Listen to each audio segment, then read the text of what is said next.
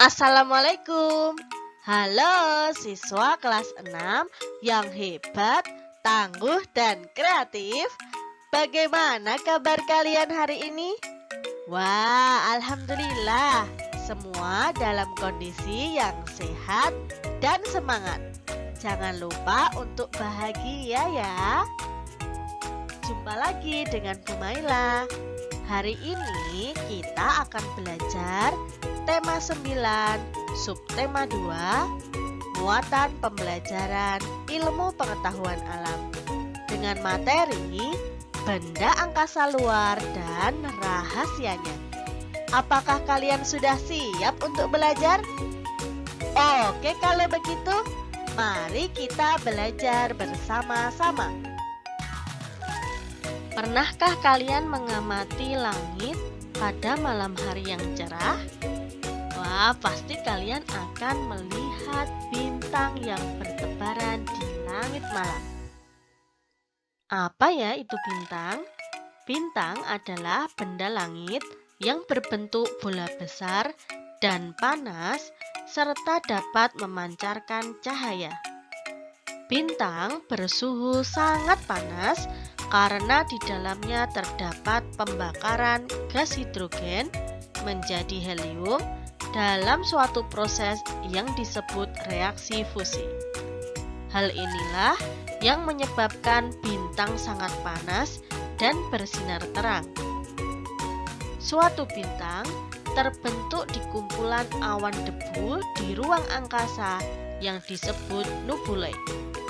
Gaya gravitasi menyebabkan awan debu bersatu.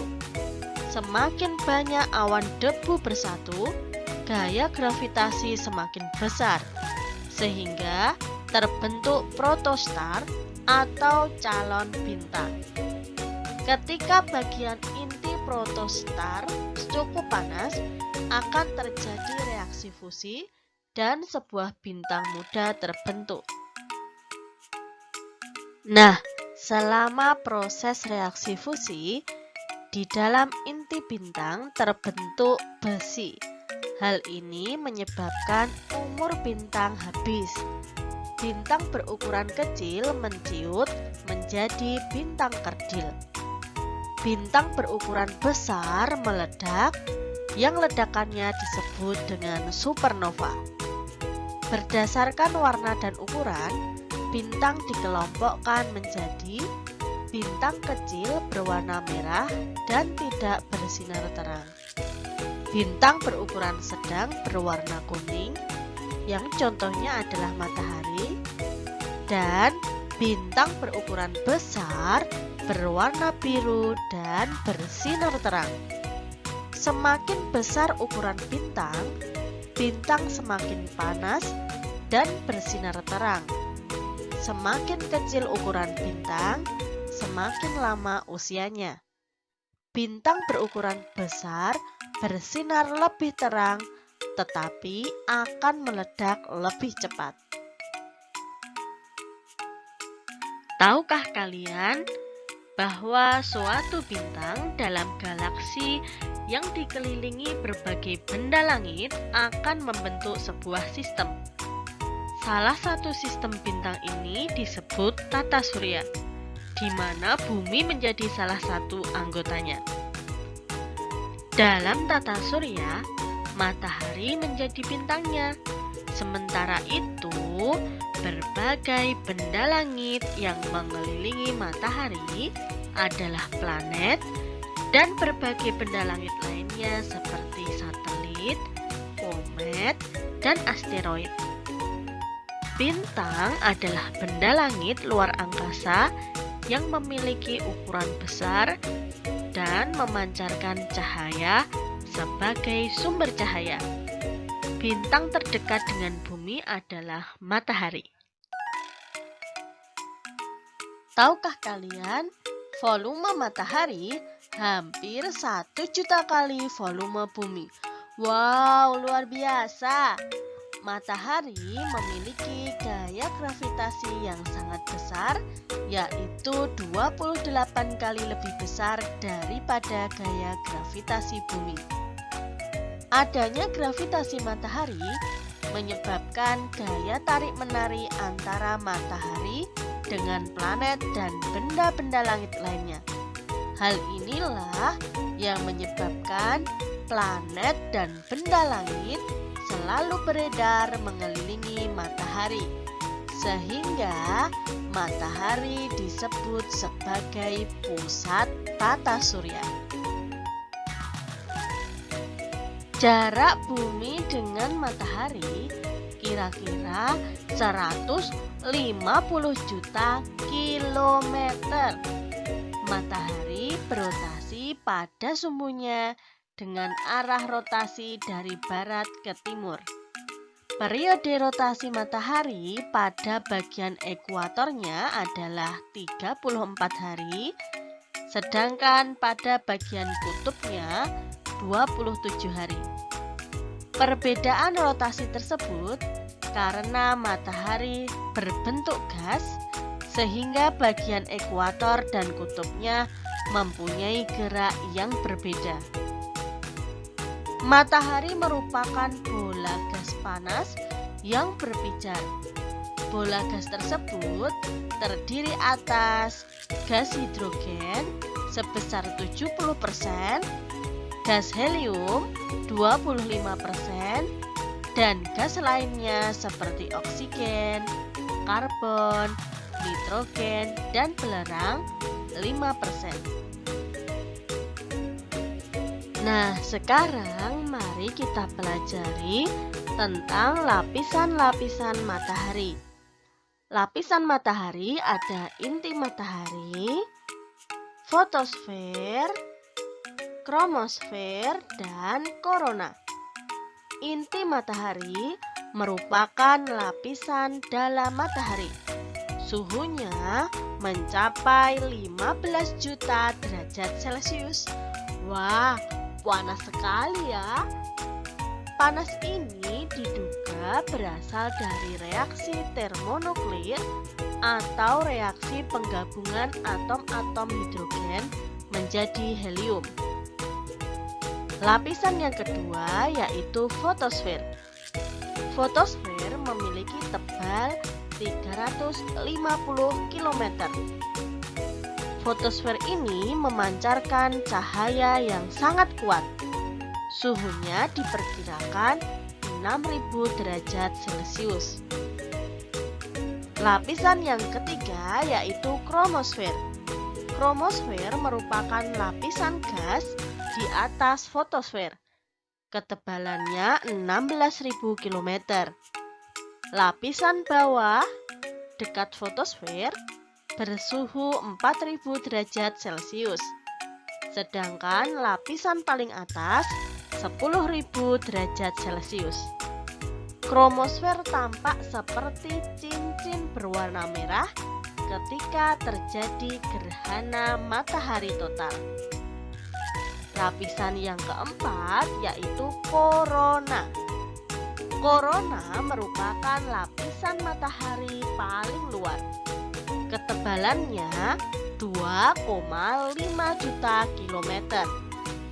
Korona berupa lapisan gas tipis yang tampak seperti mahkota putih cemerlang mengelilingi matahari.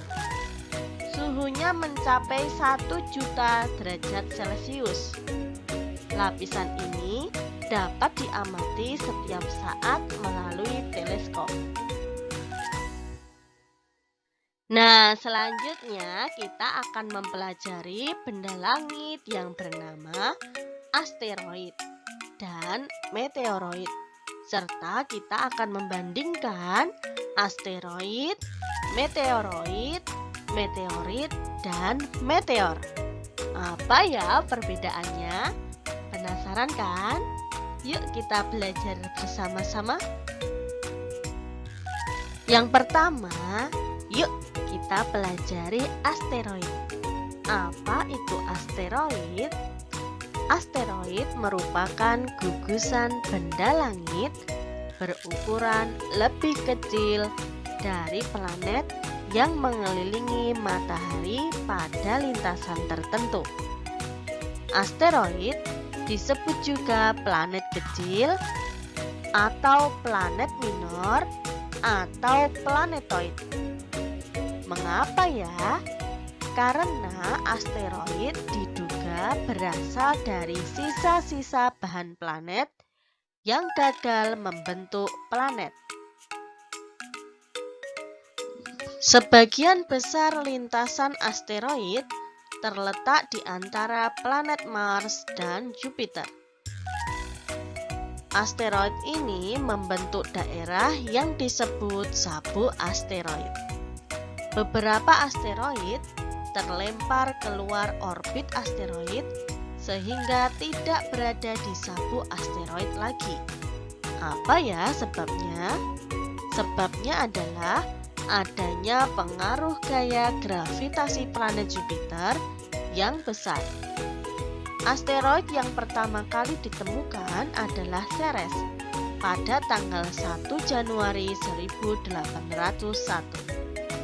Asteroid lain setelah Ceres diantaranya ada Hidalgo, Hermes, Vesta, Pallas, dan Ida. Sekarang kita pelajari meteoroid, meteor, dan meteorit. Wah, apa ya bedanya? Meteoroid merupakan benda langit berukuran kecil yang mengelilingi matahari dalam lintasan tidak tetap. Meteoroid berupa bebatuan yang berasal dari pecahan asteroid. Meteoroid dapat tertarik masuk ke dalam atmosfer bumi karena terkena gaya gravitasi bumi. Meteoroid yang masuk ke dalam atmosfer bumi akan menjadi panas dan berpijar karena bergesekan dengan atmosfer bumi dan disebut dengan meteor atau bintang jatuh. Sudah pernahkah kalian melihat bintang jatuh? Meteor yang masuk ke atmosfer bumi kadang-kadang tidak habis terbakar sehingga jatuh ke permukaan bumi. Meteor yang sampai di permukaan bumi disebut meteorit. Daerah yang pernah kejatuhan meteorit antara lain Hoba, Afrika dengan berat 60 ton, Greenland dengan berat 36 ton, dan Arizona, Amerika Serikat dengan berat 900.000 ton. Nah, lebih singkatnya berikut ini perbedaan meteoroid, meteor, dan meteorit. Meteoroid adalah batuan kecil-kecil yang melayang-layang bebas di luar angkasa. Meteor adalah batuan kecil luar angkasa yang jatuh ke bumi namun terbakar habis karena bergesekan dengan atmosfer sehingga tidak sampai ke bumi. Meteorit adalah batuan kecil luar angkasa yang jatuh ke bumi dan sampai ke permukaan bumi. Berikut ini gambar meteoroid, kemudian ada meteor dan meteorit. Memang dikatakan sebagai batuan kecil luar angkasa ya, namun jangan dibayangkan seperti batu kerikil ya, karena batuan kecil luar angkasa tersebut kalau sampai ke permukaan bumi, wah bisa beratus-ratus ton ya besarnya. Selanjutnya kita pelajari satelit. Sudah pernahkah kalian belajar tentang satelit? Satelit merupakan benda langit yang bergerak mengelilingi planet. Ada dua macam satelit, yaitu satelit alami dan satelit buatan. Satelit alami.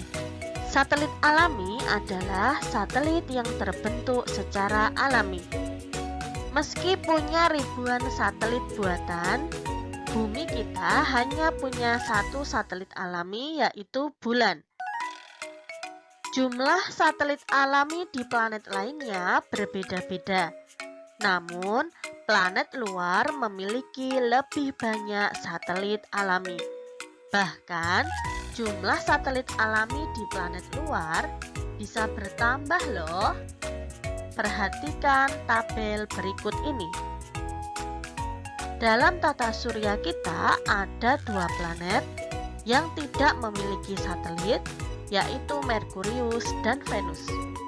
Bumi memiliki 1 satelit yang bernama Bulan, Mars 2 satelit, Jupiter 79 satelit, Saturnus 82 satelit, Uranus 27 satelit, dan Neptunus 14 satelit.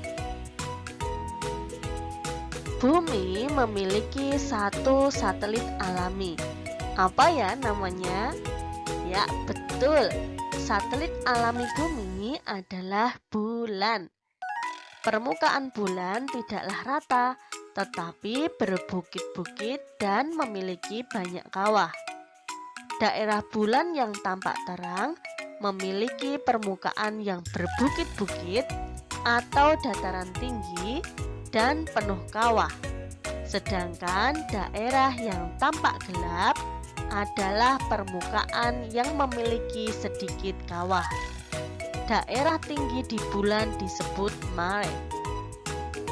Bulan tidak memiliki atmosfer karena bagian dalam bulan terlalu dingin untuk hadirnya aktivitas vulkanis dan massa bulan terlalu kecil sehingga gaya gravitasi yang dihasilkan tidak cukup untuk menahan gas-gas yang terbentuk. Tidak ada atmosfer menyebabkan ribuan kawah pada permukaan bulan yang dihasilkan oleh hantaman meteor yang masuk ke permukaan bulan. Tahukah kalian bahwa bulan melakukan 3 gerakan? Di antaranya, bulan berotasi pada porosnya, bulan beredar mengelilingi bumi, dan bersama bumi, bulan beredar mengelilingi matahari. Kecepatan bulan mengitari bumi sama dengan rotasi pada porosnya. Keadaan ini disebut rotasi sinkron. Akibatnya, permukaan bulan yang terlihat dari bumi selalu sama. Sisi dekat bulan merupakan bagian dari bulan yang secara permanen menghadap bumi. Sementara itu, bagian bulan yang selalu membelakangi bumi disebut sisi jauh bulan. Penampakan bulan dari bumi tidaklah sama. Perubahan penampakan bulan disebut fase-fase bulan. Di antaranya ada bulan baru, bulan sabit, bulan separuh, bulan cembung, dan bulan purnama. Selain ada satelit alami, ada juga satelit buatan. Satelit buatan adalah satelit yang dibuat manusia untuk tujuan tertentu. Satelit diterbangkan keluar angkasa dengan bantuan roket. Apa saja tujuan satelit buatan? Yang pertama ada satelit astronomi. Satelit astronomi bertujuan mengamati planet, galaksi, dan benda luar angkasa lainnya. 2. Satelit komunikasi. Tujuannya adalah mendukung aktivitas telekomunikasi, memberikan informasi kepada kita secara langsung tentang peristiwa-peristiwa yang terjadi di seluruh penjuru dunia. 3. Satelit pengamat bumi. Tujuannya adalah mengamati dan mengambil gambar permukaan bumi seperti pengamatan lingkungan, meteorologi, dan pembuatan peta, serta yang lain-lain. Yang keempat ada satelit navigasi. Satelit ini menentukan lokasi sebuah titik di permukaan bumi seperti mengukur jarak antar bangunan. Berikutnya ada satelit cuaca. Satelit cuaca bertujuan untuk mengamati cuaca dan iklim di bumi. Dan yang terakhir ada satelit mata-mata. Satelit ini merupakan satelit pengamat bumi yang digunakan untuk tujuan militer. Ternyata ada berbagai macam ya tujuan adanya satelit buatan. Yeay! Alhamdulillah, pembelajaran kita hari ini sudah selesai. Semoga pembelajaran kita hari ini membawa manfaat untuk kita semuanya. Ingat pesan dari Bu Maila, jaga kesehatan kalian dan jaga semangat kalian untuk terus belajar. Dari Bu Maila akhiri. Assalamualaikum warahmatullahi wabarakatuh. Dadah anak-anak.